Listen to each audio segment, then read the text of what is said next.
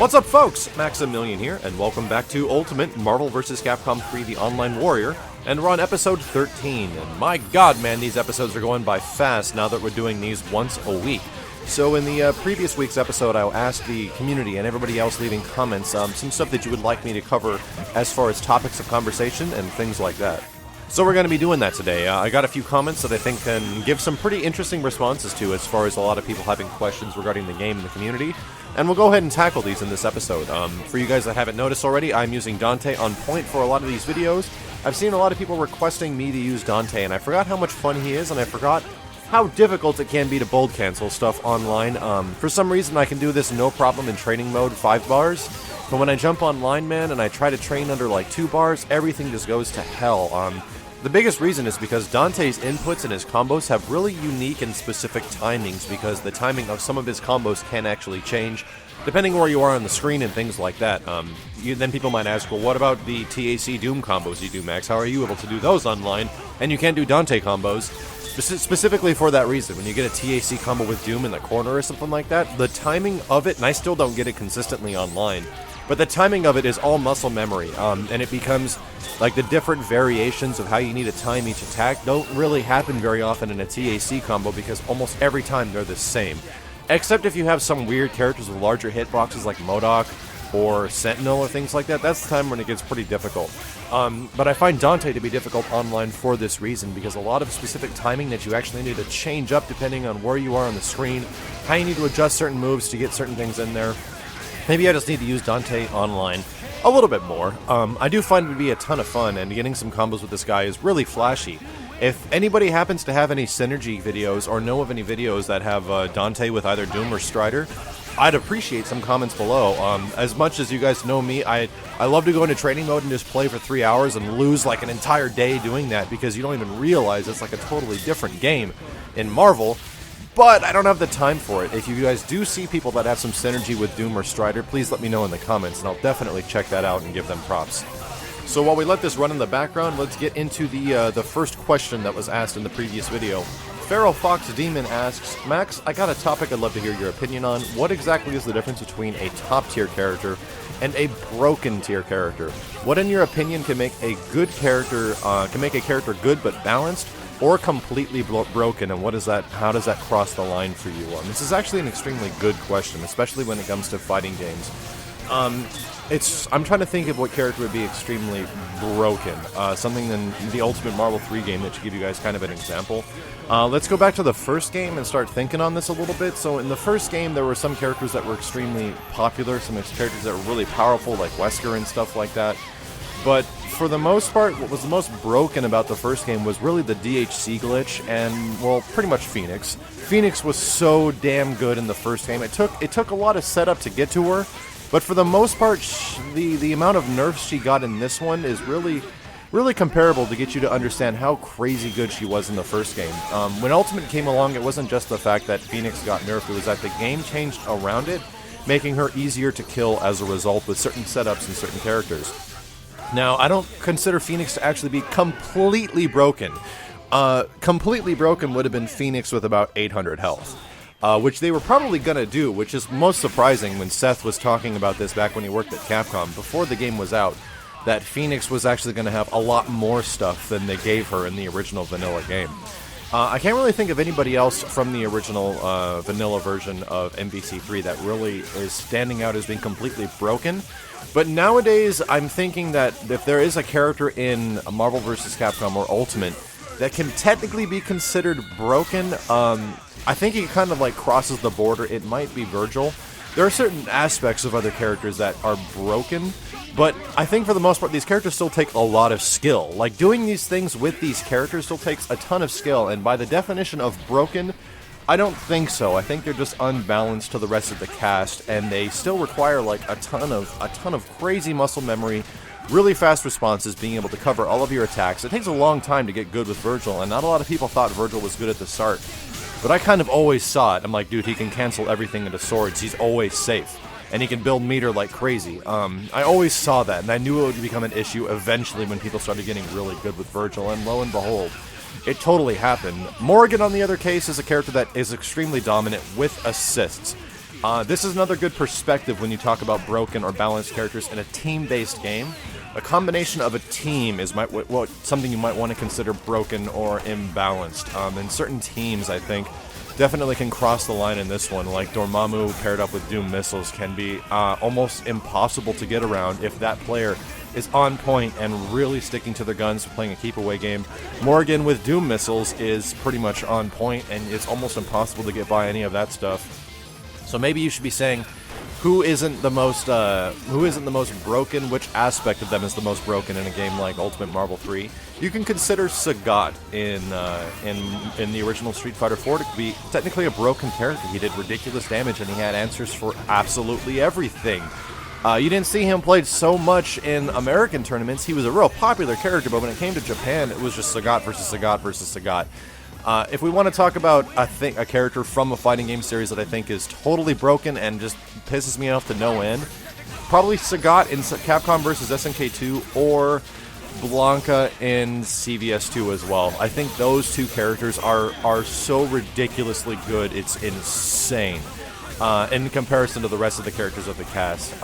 But I think what crosses the line is how safe are they when they do stuff, how punishable are they on their moves, and that's about it. Their ease of playability, how long does it take to get good with this stuff? That's some of the most important things you can look for when it comes to finding a balanced or quote-unquote broken character. But this is just my opinion.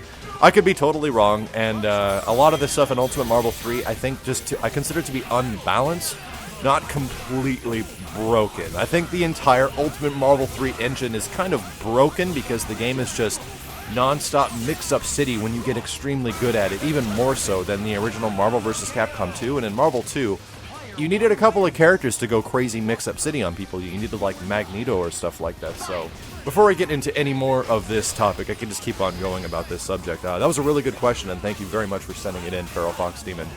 So let's get into the next question, which comes from Ninetails Commander, and he had a couple of topics he wanted to hear.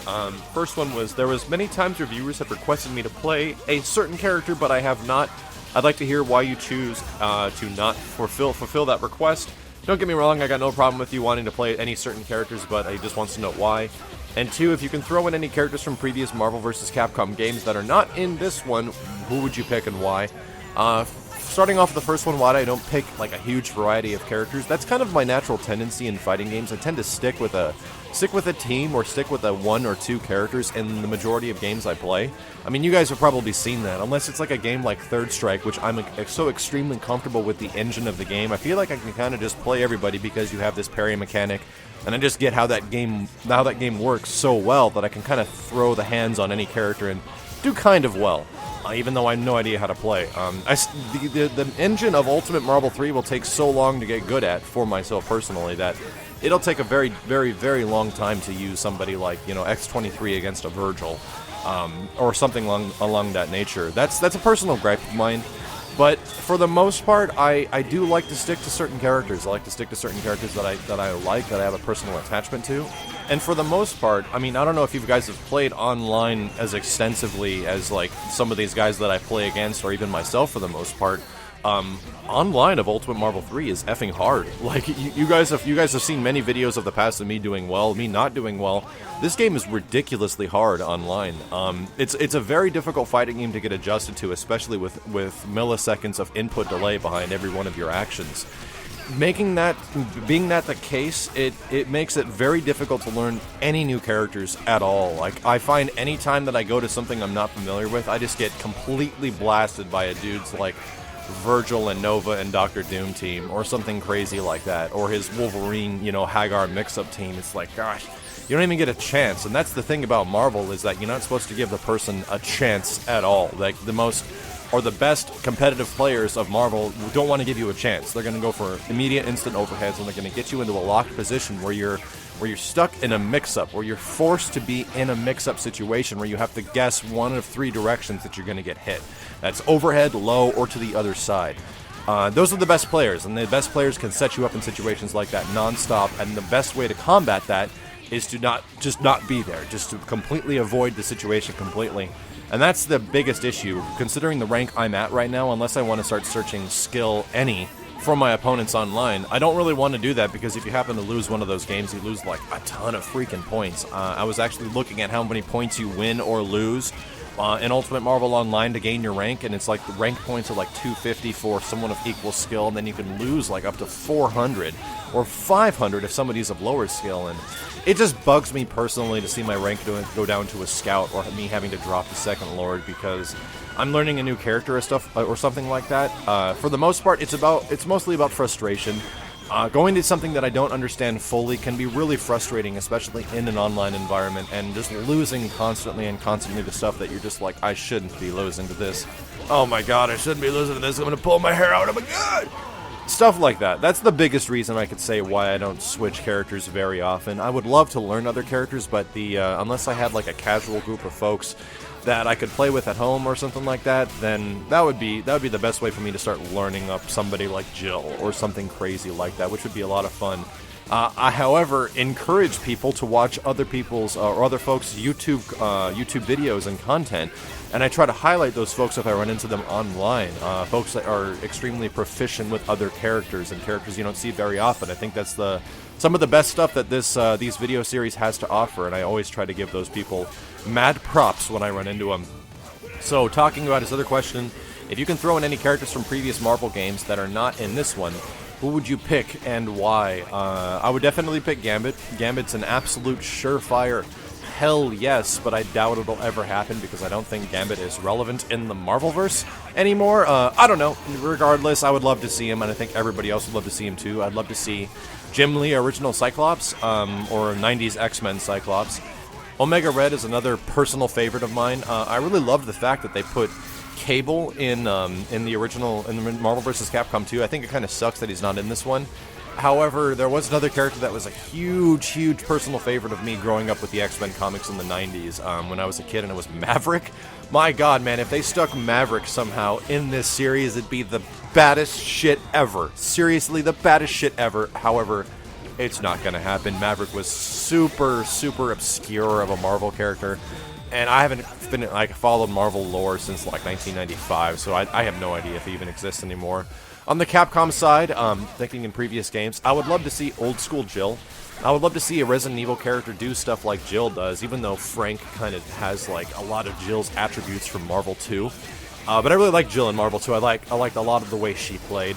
For the most part, I'm thinking of, as far as other Capcom characters, Jin Saotome, badass as hell. He's totally fun to use, if not be it a little difficult.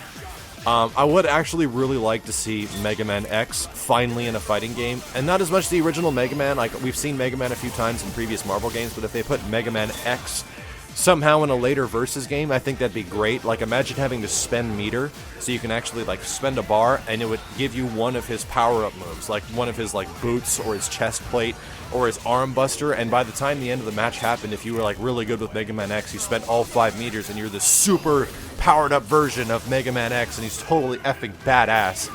I think that'd be an amazing thing to balance, and it'd be an amazing thing to actually control in a game. I would make him a little bit more difficult to use based off that reason, but he's kind of like Frank West in a way, where you gotta level him up from 1 to 5, and all of those varying difficulties are offer different things, like offer different versions of himself. If I personally was designing that character, that's how I would do it, and give people a reason to like him based off one supercharged version and a normal version. Thinking of other characters from the Capcom verse, I love the fact that Hayato was in Marvel vs. Capcom 2. I think he was a badass character, but he was one of the worst in that game. He was so effing bad, it was stupid. However, he looked amazing, and Star Gladiator definitely gets overlooked as one of those older Capcom fighters that we just totally ignore now. And there's a lot of other characters I'd like to see, like Jean from God Hand and stuff like that, but for the most part, I think there's a few obscure characters they can bring back. Captain Commando, you guys know what I'm talking about. I talk about this stuff all the time. And last but not least, I know I'm forgetting some. I'd love to see something crazy obscure like Strider Hien, like Strider Hiryu's, I think it was his nemesis. I didn't actually play the old games, but it's the White Strider. That'd be pretty badass if they finally put a different version of Strider in there, and it'd be a pretty simple palette swap for the most part. But yeah, there's a lot that I'd like to see out of these games when it comes to the terms of balance and adjustments. I think everybody wants to see more to the addition of this series. For the most part, I think Ultimate Marvel 3 in terms of like the community spotlight and how much attention this game gets from streams and front page news and a lot of stuff. I think Ultimate Marvel 3 has taken so much front page time that it's kind of crazy. Like, this game definitely is on the spotlight of everybody, from like the Wins Marvel type of stuff to the content that I produce. I find it the most fun to produce stuff from these games because it's the most crazy of a fighting game. That's the most insane part. It's crazy, it's broken, it's completely out of your control sometimes, and it feels like this game's so stupid, but at the same time there's so much ingenuity and there's so much thought that goes behind all this stuff, and how much team synergy you have to put into each one of your characters that there's really no other fighting game like it. There's really not, guys. And that's why Ultimate Marvel 3, in many considerations to a lot of people, is one of the quote-unquote best fighting games ever. That's not really true from like a technical standpoint to a lot of you guys, and I can't really agree with that so much, but when it comes to the certain aspects of Marvel 3 as far as creating your teams and having a variety of different styles of gameplay, man, Ultimate Marvel 3 definitely sits atop many other games, and considering that the first or one-third of the cast is technically playable, if not very good, that's actually a pretty big feat, considering many other fighting games of the past, especially like Third Strike and Marvel vs. Capcom 2 and CVS 2, where a much smaller percentage of that is actually really good and stands high at a tournament level. So, thank you guys very much for tuning in to another episode of Ultimate Marvel 3, The Online Warrior. I'll be accepting more Online Warrior submissions this week, so if you can, and if you have like a gameplay you'd like me to make a commentary for, if you need help with a certain something or anything like that, make the video, put it up on YouTube, name it Online Warrior Submission, and put your name in the title, and make it a video response to this video. You'll see the video response button down below when you make a comment. My name is Maximilian, and I'll see you guys next week.